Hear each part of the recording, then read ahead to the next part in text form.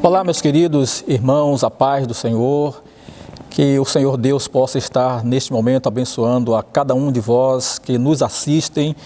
E eu quero iniciar esta aula. Hoje será a aula da lição número 6 da Escola Bíblica Dominical, a lição que nós estamos estudando a carta de Éfesos. Na lição de hoje nós temos aí a condição dos gentios sem Deus. Mas antes de tudo, quero orar a Deus por você e com você. Grande Deus, maravilhoso Pai que estás nos céus. Tenho certeza, Senhor, que Tu nos ouve, porque a Tua presença ela é real. Quero, Senhor, te pedir a Tua bênção neste momento, ó Deus, na hora em que estamos iniciando esta aula, de maneira que o Teu Espírito Santo possa interagir tanto comigo quanto com aqueles que estão, Pai, assistindo esta aula. Que sejamos, Senhor, edificados pela Tua palavra e que venhamos pôr em prática tudo aquilo que viermos aprender neste conteúdo e que tudo seja para a honra e glória do Teu santo nome. Amém.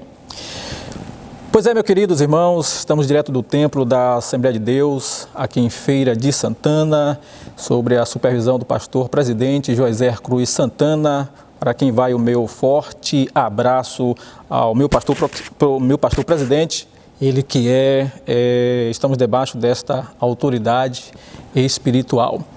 Na lição proposta de hoje, lição de número 6, nós temos aí o segundo capítulo. Você que está aí em casa, se tem um segundo capítulo, pode abrir a sua Bíblia, capítulo 2 da carta escrita por Paulo aos Efésios. E aí a gente vai para o versículo de número 11. Nós temos dois textos bíblicos, que é Efésios 2, 11 e 12, e depois nós pulamos para Romanos, capítulo 4, versículo 12 e 14. São os textos em que está o conteúdo desta abordagem que vai falar sobre a condição dos gentios sem Deus. E nós vamos falar um pouco sobre quem são estes gentios, quais as circunstâncias que ele estava vivendo, e vamos esclarecer justamente o privilégio que passaram a ter e o privilégio que eles não tinham antes de Cristo. Mas o texto bíblico, ele começa dizendo: portanto, palavra de Paulo, lembrai-vos de que vós, e ele aponta para, claro, aponta na maneira de falar aqui, porque é um documento, é uma carta que está escrita, mas como esta carta ela é tão viva, que a gente não lê como se fosse apenas um documento. É como se víssemos o próprio homem, Paulo, diante do seu público falando. Mas a gente sabe que isso não aconteceu. Paulo está preso, Paulo está escrevendo, e enfim. Então ele diz, olha, portanto, lembrai-vos de vós, que noutro tempo eres gentio na carne, e chamados incircuncisão, pelos que na carne se chamam circuncisão feito pela mão dos homens. E este assunto aqui, ele dá muito o que falar. E a gente vai vai falando por palavras aqui, destacando cada frase, cada conteúdo. Primeiro, o que eu quero destacar aqui, antes de entrarmos na ideia da circuncisão, que é o que vai estar apontando esse primeiro tópico, lembrando que a lição nossa ela tem 3 tópicos, né? E o primeiro tópico ele vai falar sobre a incircuncisão. Por que esse termo? O que de fato significava o termo circuncisão ou incircuncisão? Bom, mas antes de tudo, Paulo está fazendo uma abordagem. Desde quando ele começa para nós aqui, o capítulo 2, é um capítulo que nos remete a uma viagem ao túnel do tempo. Me permita trazer esta analogia, uma viagem ao túnel do tempo. No capítulo 2, no versículo 2, ele fala, em que noutro tempo, então ele está falando de um momento que não era aquele, andávamos segundo o curso, ou andaste segundo o curso deste mundo. Está falando do passado. E aí ele vai justamente falar no quesito da salvação, e a gente chega no versículo 11, e ele traz esta abordagem novamente. Lembrai-vos. E aí dentro das minhas anotações, eu fiz questão de anotar de que esse pequeno trecho aqui de Paulo, ele significa uma viagem ao passado para saber valorizar o presente. Você entende bem o que significa isto? Uma viagem ao passado para saber valorizar o presente. Muitas pessoas não dão valor àquilo que têm, porque esqueceram do que foram, esqueceram do tempo em que não tinham. E aí agora que tem, está abastecido, diz assim, não, de nada tenho falta. Aí nos faz lembrar aí da igreja de Laodiceia, né? Não, já não preciso de nada, estou abastecido, vou me preocupar mais com o quê? Mas de repente não olha para trás o que foi que passou, e de repente tem uma oportunidade agora de agradecer. Então Paulo está falando, olha, vocês têm que lembrar, e agora ele está falando para crentes, está falando agora para aquelas pessoas salvas e convertidas, mas é preciso também lembrarmos como era a nossa vida antes de sermos cristãos. E que proveito nós poderemos tirar disto? As coisas velhas se passaram, sim. A ideia de olhar para trás não é de resgatar as coisas velhas. É uma ideia somente de você valorizar. Olha, como eu era uma pessoa indigna. Olha só onde eu estava, olha o meu estado deplorável como era. E agora onde eu estou, no meio de quem eu estou, falando para quem eu estou. Bom, isso leva-nos a tanto nos tornarmos mais humildes, e ver que não tínhamos de uma certa forma, condição alguma por nós próprios de estarmos na condição que estamos hoje, de termos a promessa que temos hoje, mas o Senhor foi misericordioso para conosco. Então, Paulo começa fazendo esta abordagem para com aqueles irmãos. E o intuito aqui é justamente fazer com que eles lembrassem, para não voltar mais a cometer. Lembrar-se de quanto eles estavam realmente desprovidos desta graça de Deus e valorizassem essa graça. Até porque, mais tarde, a gente vai ver esta igreja sendo, de uma certa forma, repreendida, quando João recebe a revelação, que está lá no livro de Apocalipse, falando de algo que aquela igreja, que agora está sendo exortada por Paulo, deixou de praticar alguma coisa que era necessário praticar. E ele fala, deixaste o primeiro amor. Bom, mas aí a gente volta novamente para a nossa lição de hoje. E qual é a lembrança que Paulo quer que eles tenham? Qual é a memória que Paulo quer que eles tragam aqui? Com relação à sua situação de gentil, a sua situação de pessoa fora da circuncisão. Mas que circuncisão é essa? Aí agora a gente vai trazer a ideia do que seria esta circuncisão. E precisamos também voltar atrás. Precisamos ir lá para o princípio da Bíblia, no livro de Gênesis, para que possamos enxergar lá o que de fato era essa circuncisão, que foi um pacto, uma aliança, que Deus faz com o homem. E nesta aliança ele estava formando o seu povo.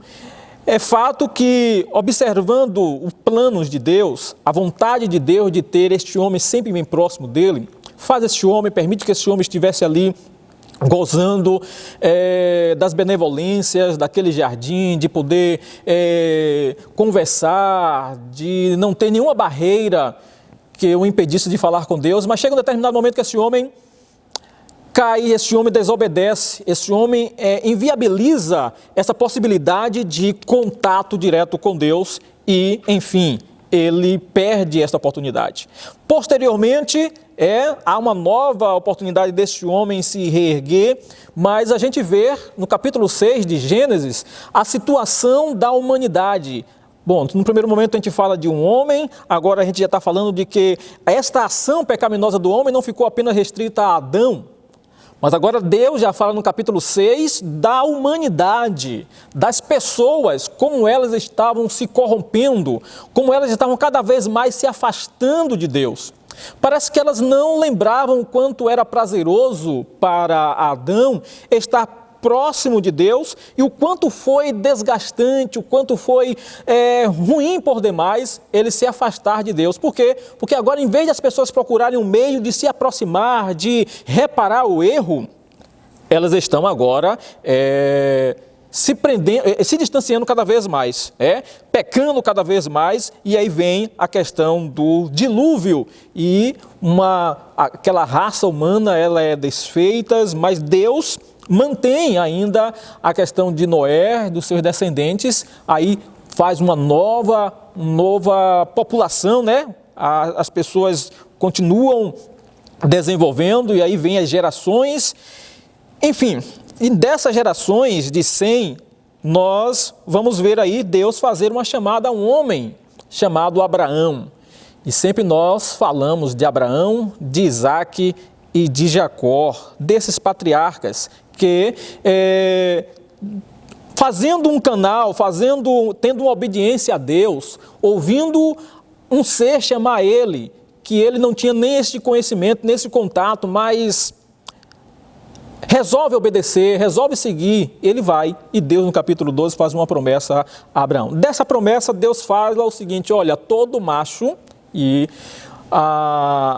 o sinal teria que ficar no homem, no menino macho, todo macho que nascer no 8º dia, ele deverá ser circuncidado. Ou seja, a circuncisão seria nada mais nada menos do que uma cirurgia que seria feita no órgão genital masculino. Eu fico imaginando aqui que não era nada prazeroso, para uma criança, nem talvez para os pais. Como toda cirurgia, é um corte, é uma incisão que vai certamente causar dor.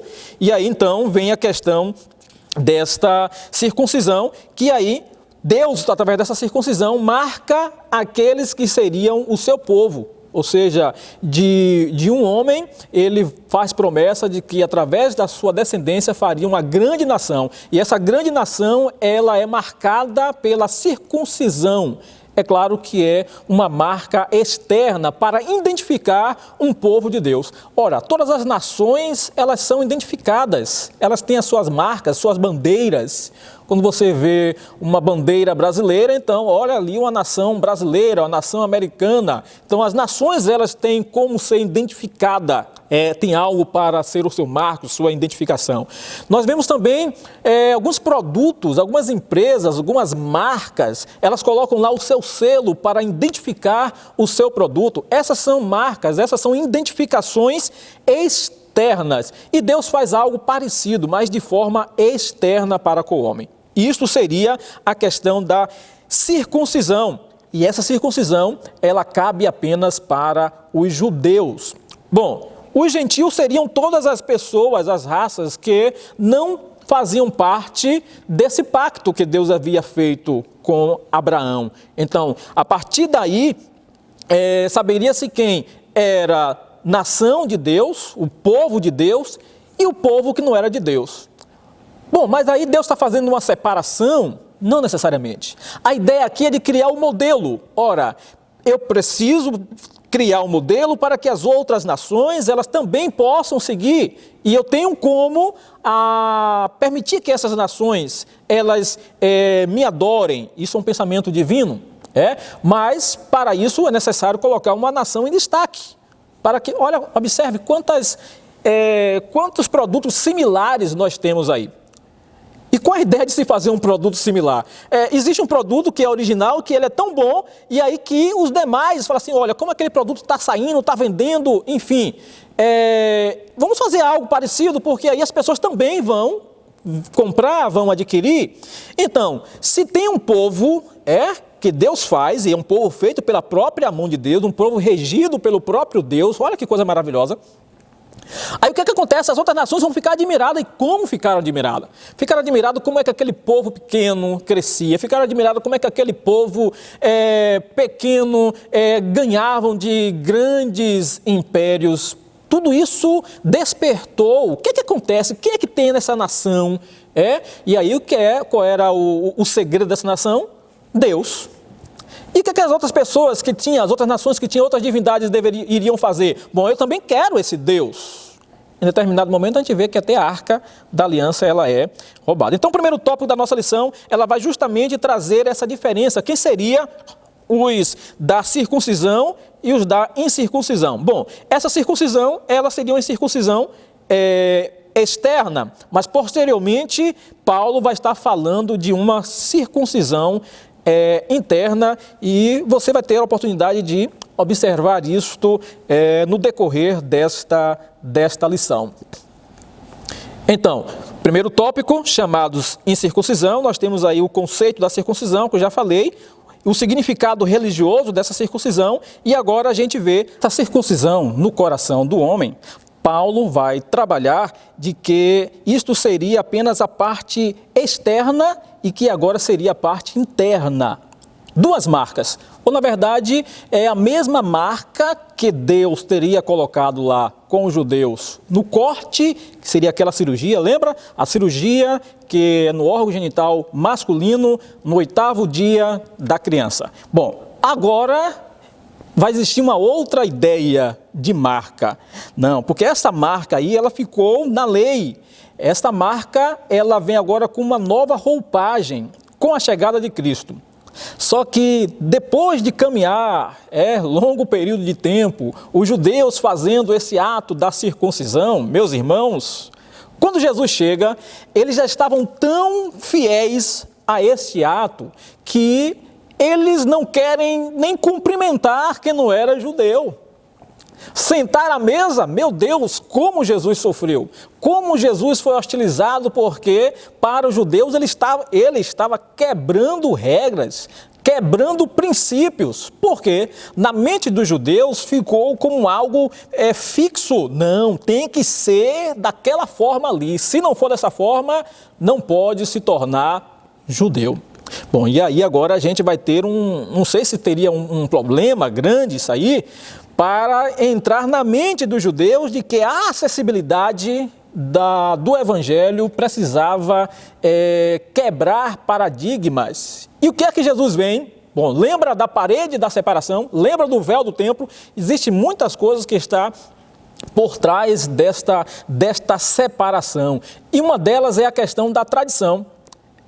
A tradição, ela também era uma barreira que impedia este homem de comunicar-se diretamente com Deus. Com Jesus Cristo morrendo na cruz, e a gente vai ver no final aqui que esta ideia da cruz, ela vai trazer um método de aproximação das pessoas, mas aqui a morte de cruz aqui seria a marca interna. Em um determinado momento, Deus já tinha previsto isto, falando para o profeta Jeremias: olha, eu quero fazer algo diferente. O povo está com a lei nas pedras, está ali a lei para eles observarem. Tudo bem, mas agora eu quero que essa lei precisa ser escrita no coração do homem. É algo que fica muito mais fácil de eles seguirem quando esta lei não está apenas diante dos seus olhos, mas está dentro do coração do próprio homem. Então, é escrever agora, é marcar agora o coração do indivíduo. De que maneira esta marca seria feita no coração desse indivíduo? É o que Paulo traz aí, ainda nesse primeiro tópico, falando sobre esta circuncisão, que é uma nova aliança. Lembra que a ideia da circuncisão é um pacto, é uma aliança, por isso vem o termo nova aliança. A aliança continua, o pacto continua, né? Deus continua mantendo um pacto. Agora é um pacto novo, que vai abranger muito mais pessoas, muito mais nações. Então, esse pacto novo gerou caloradas discussões. E nós vamos observar aí, ainda no livro de Atos, até porque nós estamos falando da Epístola de Efésios, mas o seu conteúdo, o contexto histórico do que Paulo está escrevendo, porque Paulo está escrevendo, ele se passa lá no capítulo 19 de Atos dos Apóstolos. E a gente vai ver lá a situação, o momento em que Paulo chega na cidade, a forma como Paulo se expressa e que querem matar, né? Querem destruir Paulo, porque o evangelho que ele está trazendo, de uma certa forma, trouxe prejuízo para aquelas pessoas que viviam construindo deuses, enfim. A gente tem todo esse histórico aí no capítulo 19 do livro de Atos. No livro de Atos também nós temos lá o primeiro que se fala sobre o primeiro concílio. O primeiro concílio, a primeira reunião, a primeira assembleia em que as pessoas, os líderes religiosos sentam para discutir o quê? Sobre a circuncisão. Sim, sobre a circuncisão Porque agora, Jesus Cristo já morto, assunto aos céus, mandou que o evangelho fosse pregado a todas as nações. Olha, o evangelho Jesus não mandou pregar para os gentios, o evangelho Jesus não mandou pregar para os judeus, mandou pregar para todas as nações. Ele até fala, olha, começa em Jerusalém, mas aí se espalhem. E esse evangelho chega a nós hoje. Já pensou que dificuldade se esse concílio não resolve lá? Que dificuldade nós hoje teríamos de estar aceitando este evangelho? Porque parece que os judeus, tipo assim, no meu tempo, e aí eu vou falar aqui numa versão, vamos dizer assim, assembleana, né? Dos mais recém-chegados e aqueles mais, vamos dizer assim, que chegaram o tempo mais atrás. Não, mas no meu tempo a gente tinha que fazer isso, tinha que fazer aquilo, era muito mais sacrifício, era muito mais difícil, agora as coisas estão muito mais fáceis, como é que pode? Quem chegou agora chegou num tempo de não ter nenhum tipo de sacrifício. Bom, era algo mais ou menos isso. Quem estava aceitando o evangelho estava simplesmente levantando a mão, não, eu quero Jesus. Não, esse Jesus não, esse Jesus eu quero. Sim, e aí? Vai agora se tornar participante das mesmas promessas que nós temos? Não, mas eles têm que fazer o corte aí, para poder se tornar como um judeu. E essa discussão, ela gerou, passou por muitas mentes, até chegar realmente àquele concílio onde as coisas vieram a chegar a um denominador comum. E é diante desta expressão que certamente ainda havia ruídos, e Paulo fala, olha, no outro tempo, vocês eram gentios na carne, e chamados incircunciso. Não, você é o quê? Não é judeu, não passou pela circuncisão, não. Você é o incircunciso. E não é somente simplesmente falar assim, você é o incircunciso. Era como se aquela pessoa fosse desprezada. Não, Deus, não, você não pode nem pronunciar o nome de Deus. Não, Deus é para os judeus. Então, havia um ar de vanglória, né, para os judeus, de uma certa forma, porque ele tinha esse Deus voltado especificamente para ele. Bom, a nova aliança, ela vem justamente mostrar de que esta marca, ela agora é uma marca no coração. As pessoas que aceitarem a Cristo, elas teriam, de fato, a oportunidade de também serem circuncisadas, não com o corte no órgão genital masculino, mas agora seria algo que vai ser processado no interior, no coração. E aí Paulo fala muito bem disso, né? Ele fala de um culto que agora é um culto racional. E como é que ele fala nesse culto racional? Qual é o requisito que ele pede para as pessoas? E aí ele está falando para os romanos, aí ele está falando para os gentios, já está falando para aquelas pessoas que não eram judeus de nascença. E ele fala assim, olha, rogo meus irmãos, que vocês devem apresentar o vosso corpo. Mas para quê? Para ver se estava circuncidado? Não. O vosso corpo em sacrifício vivo, santo e agradável a Deus. Não, você vai, o seu corpo, e você precisa estar vivo, porque somente vivo eu tenho consciência do que eu estou fazendo. Somente vivo eu tenho consciência de que eu vou adorar. E aí ele diz, olha, sacrifício vivo, santo e que seja agradável a Deus. Esse é o vosso culto racional. Pronto, está feito a questão da aliança. Mas, bom, como eu falei, ele está trazendo à lembrança àquelas pessoas algo que outrora elas não tinham, para que elas pudessem valorizar aquilo que agora elas tinham. Porque apesar de aparentemente ser um evangelho mais fácil do que no período da lei. Tempo da lei, rituais, oferta, tem que sacrificar animal, não pode se aproximar de Deus, tem que precisar de um homem. Então, parece que o ritual de adoração, ele estaria muito mais cheio de amarras.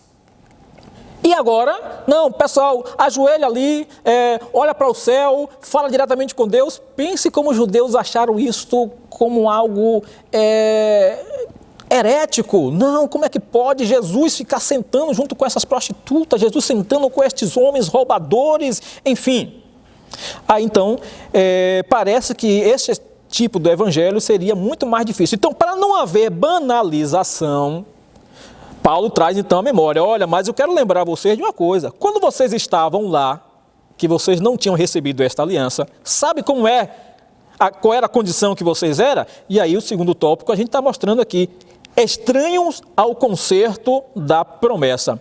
Não, tinha uma promessa, mas imagine uma pessoa que é estranho em uma festa de casamento, você entra? Não entra. Quem é aquela pessoa? Todo mundo começa a olhar com indiferença. Não, ali é um estranho, não conheço, não será bem-vindo. Então, esta era a situação de todas as nações que não eram judaicas, antes, no período da lei. E agora é a situação também de muitas pessoas que não aceitam o Cristo. E a gente vai entender, e já partindo para finalizar a nossa aula, trazer essa ideia para os dias atuais. Porque agora a gente não vai trabalhar a ideia da circuncisão e incircuncisão, dos gentios ou dos judeus. Mas há algo aí que incomoda muitas pessoas no dia de hoje. Filho de Deus e não ser filho de Deus. Fale para alguém que ele não é filho de Deus, que essa pessoa vai se sentir desprezada. Como é que é possível? Não, Deus é um ser para todos. Mas partindo da premissa de João, que ele veio para os seus, que não receberam, mas a todos quanto o receberam, e aí precisa ter uma ideia, precisa ser recebido, precisa receber a Jesus. A todos quanto o receberam, deu o direito de serem feitos. Ora, então não era, se tornou, filho de Deus. Bom, mas eu já estou passando para uma outra ideia, uma vida sem Cristo. Então, ele começa a descrever que os gentios, naquele tempo, eles tinham uma vida sem Cristo, uma vida voltada no paganismo, na idolatria, na religiosidade. Eles poderiam ter N deuses, como de fato a cidade, os habitantes de Éfeso tinham. E talvez eles pensassem até que quando Paulo está pregando, quando Apolo está pregando, quando o evangelho chega e apresenta a Deus, o Deus desconhecido, não, mas é mais uma divindade, ótimo, fácil de receber, porque eles já estavam acostumados em receber divindade. Só que essa divindade ela chega com uma proposta diferente. É uma divindade que chega para interagir com o adorador. As outras divindades simplesmente ficavam lá, quietinha no seu canto, não tinha efeito nenhum, não tinha ação nenhuma. Só que esse Deus agora ele vem e fala assim, olha, estou acessível, quer me receber? Quero. Agora, a partir do momento que você quer, eu tenho alguns requisitos para poder fazer para você. A sua vida era assim, agora a partir de hoje você não pode mais ser assim. Você antes falava mal do seu irmão, agora a partir de hoje você não pode mais falar mal do seu irmão. Antes você lembra que você roubava, lembra que você pesava a mercadoria, colocava um peso que não era dela? Bom, agora você não pode mais fazer esse tipo de comércio. Ih, rapaz, estreitou. Agora o negócio está mais difícil. Então Paulo começa a trazer, olha, mas mesmo assim, tendo essa dificuldade, lembra que outrora vocês também queriam ter acesso a Deus e não tinham. Por quê? Porque eram incircuncisos. Vocês eram separados da comunidade de Israel, não tinham vínculo, estavam excluídos, não só dos símbolos da circuncisão externa, mas também não fazia parte do povo escolhido. E observe que dor passa nas pessoas, e que decepção, e que às vezes até briga. Fala assim, não, nós somos o povo escolhido para ir para o céu. Sim, e eu não sou? Imagine você falando com uma outra pessoa, porque todo mundo quer ir para o céu. Pergunta aí quem quer ir para o inferno. Ninguém. Mas é quando você fala assim, não, eu vou para o céu. Dá um entender de que, você está falando de você no meio de outras pessoas, sim, e eu não vou não, E aí já começa algumas discussões, Para poder chegar no céu, existem alguns requisitos. Você deve fazer parte dessa comunidade. Que comunidade é essa? Não é mais da comunidade de Israel, mas a comunidade agora que chama igreja. Não estou falando da denominação igreja. Estou falando da igreja quanto corpo de Cristo. Você precisa estar fazendo parte dela. Porque outrora também vocês estavam alienados ao pacto dessa promessa. Uma vez separada da comunidade, os gentios desconheciam totalmente os vários pactos que Deus havia estabelecido, um desconhecimento histórico, que eles não tinham essa aproximação. Então, a partir do momento em que há essa aproximação, o evangelho chega, as pessoas começam a perceber o passado, como foi que aconteceu, enfim, elas tomam todo este conhecimento. Portanto, meus queridos e amados irmãos, o que essa lição ela traz para nós? Continua a discussão. Bom, condição do gentio sem Deus. O que seria isto para nós hoje? Condição de um povo que não faz parte da igreja, a igreja que Deus criou. Qual era a situação dessa pessoa? Bom, ela não vai ter direito à vida eterna com regalia, a vida eterna proposta por Deus, que é os céus. Nós estamos vendo aí, vivendo um momento de pandemia, em que muitas pessoas estão morrendo e as que estão vivas estão com receio, primeiro, da morte e, por conseguinte, de onde vai passar a eternidade. Por mais que ela queira ir para o céu, por muito de se falar, de que o céu está restrito, ou seja, tem que se seguir alguns padrões, tem que ter alguns comportamentos, tem que ser obediente, e elas terminam perguntando para si próprias, será que eu estou nessa condição? Eu não sei se esta é a situação que você, de repente, está me ouvindo, me assistindo, mas observe, não estou te chamando para você fazer parte de mais uma denominação. A ideia aqui é de você se aproximar de Deus. Não, mas não é apenas ter mais um Deus para ser a sua divindade, para ser o seu protetor. É um Deus que vai requerer de você alguma coisa. E é alguma coisa fácil e possível de você fazer. Por quê? Porque a promessa que ele fez é muito maior do que qualquer perda que você possa ter nesta vida aqui. Ele está te fazendo uma promessa de vida eterna e de estar morando com ele. Ele quer resgatar o homem para estar próximo dele, assim como foi no início lá no Éden. E sabe como foi que ele resolveu fazer isso? A cruz. O corpo de Cristo estava na cruz. Agora imagine aí a cruz. Onde é que está o corpo de Cristo? No centro, no cerne, naquela madeira no meio da cruz. E os seus braços estão abertos, mostrando de que de um lado está os judeus, do outro lado está os gentios. E esses dois povos, os braços abertos, quando eles entram por qualquer uma dessas portas, ele só vai para um único lugar, que é o corpo, que é o coração de Cristo. Agora não há nem mais judeus, nem mais gentios. Há uma igreja, há um ser que acredita nas promessas de Cristo e quer aceitar essas promessas para que eles possam ter a vida eterna. Esta é a aula que Deus preparou e quer que você coloque no seu coração. Observe como era a sua condição de antes e como é que Deus quer que você se comporte a partir de agora. Só não resta orar e agradecer a Deus. Bondoso Deus e maravilhoso Pai, minha gratidão por estar dando esta aula. Que a Tua mão, Senhor, esteja estendida, sempre chamando essas pessoas. E que os Seus olhos, Senhor, possam realmente cair toda a escama e elas entenderem e enxergarem o projeto que o Senhor tem para a vida delas. Que a atual condição do homem sem Deus é uma condição de morte, mas que o Senhor está oferecendo uma condição bem diferente, que é a condição de vida eterna. Que Deus continue abençoando a tua vida hoje e sempre, meu irmão.